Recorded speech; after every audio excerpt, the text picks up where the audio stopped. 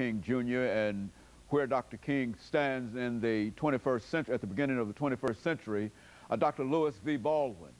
Dr. Baldwin is a professor of religious studies at Vanderbilt University.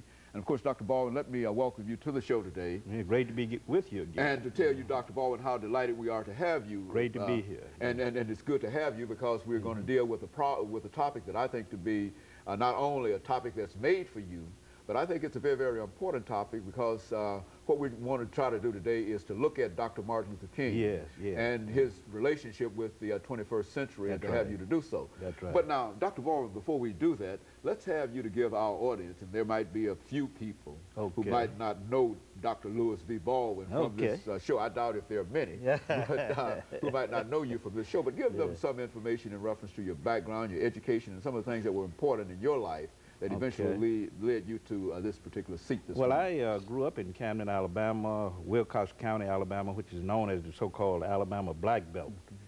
I was born there in 1949, grew up there, attended the public schools, which of course were segregated at that time, graduated from Camden Academy High School in 1967. And in high school, I had an opportunity to participate in some of the demonstrations that were occurring in Alabama at that time, civil rights demonstrations. I left Camden Academy High School and I matriculated at Talladega College in Alabama. And I graduated from Talladega in 1971 with a BA in history and went from there to Crozer Theological Seminary in Rochester, New York.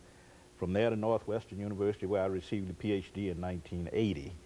In 1984, I started writing about Dr. King and the Civil Rights Movement. So I've been writing about, writing on that subject now for more than 20 years.